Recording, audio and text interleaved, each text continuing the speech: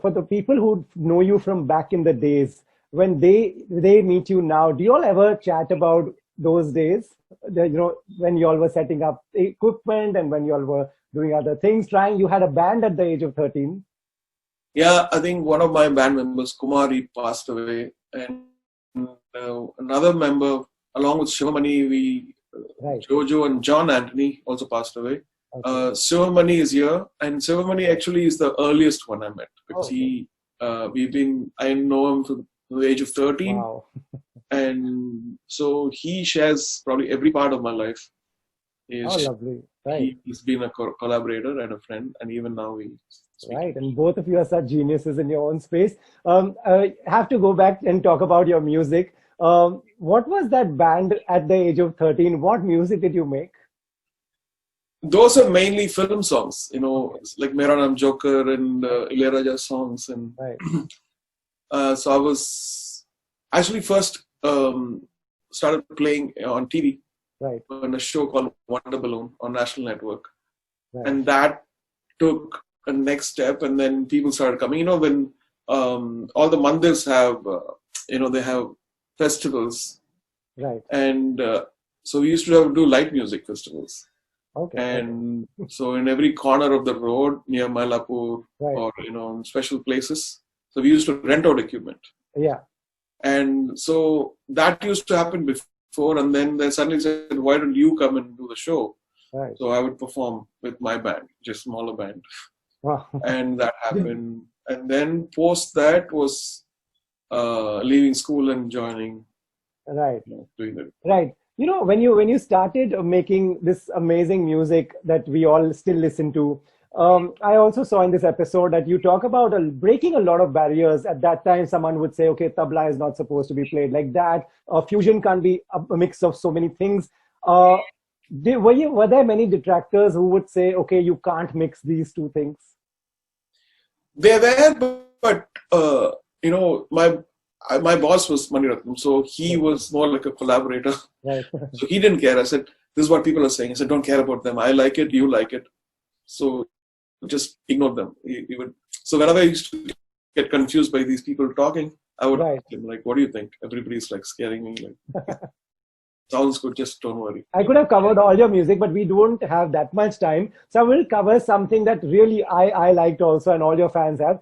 If I take you back to making music for Roja, Roja was something that was sensational. Everybody was buying cassettes and CDs. Do you have any memory of making that music? Yes. It's just, I can never forget every song. We were just having fun. We were, all the stuff which I learned before on other albums, which I was creating for other artists. Right.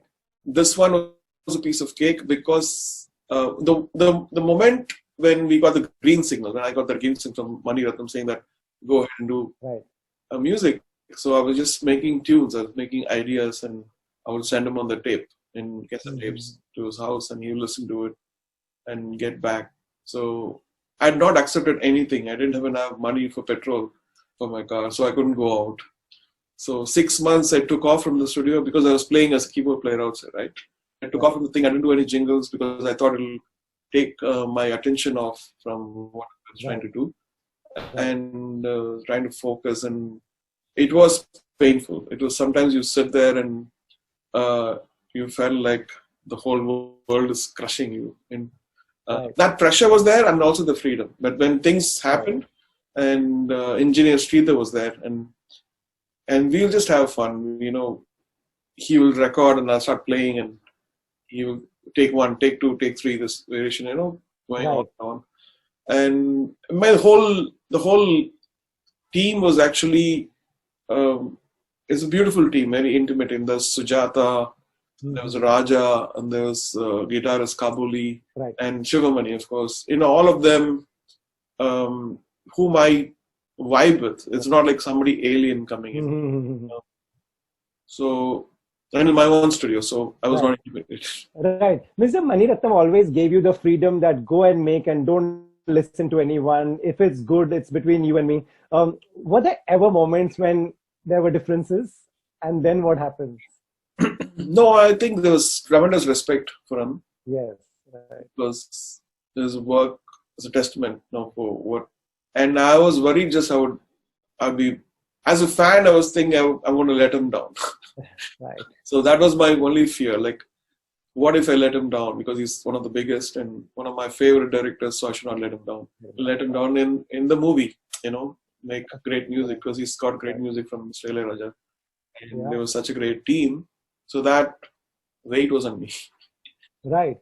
And every viewer would agree, Ma Tujhe Salam was another path-breaking one, which played on the television forever. And, you know, it still gives people goosebumps when it plays on any occasion. Where did you record that? What is the memory of that one? You all know about Bharat Bala and Kanika and my friendship with them, because before Roja we were working together for commercials. I do the music, they would produce. Right. And he was also my schoolmate.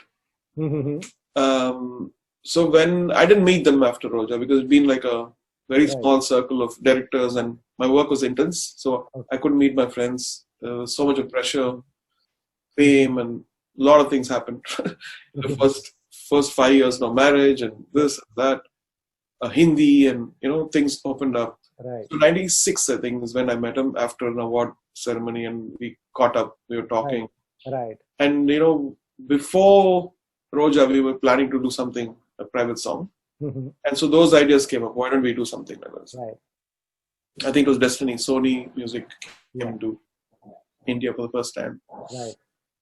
And India's 50th year of independence. Strange, right? It's a great culmination. How things fall in place, yeah. So everything fell into place. And I still can't think that we pulled it off in such a short time. I think 3 to 4 months we finished the whole album. Right. We went to London, recorded, we went to Pakistan, recorded Nusrat Saab. Right. And so then it became, I think it was one of the first albums to be bought by Sony International. All over the world. Right. So when I went to France the next year, I was popular already. So those videos were popular, I believe. So right. a lot of things happened.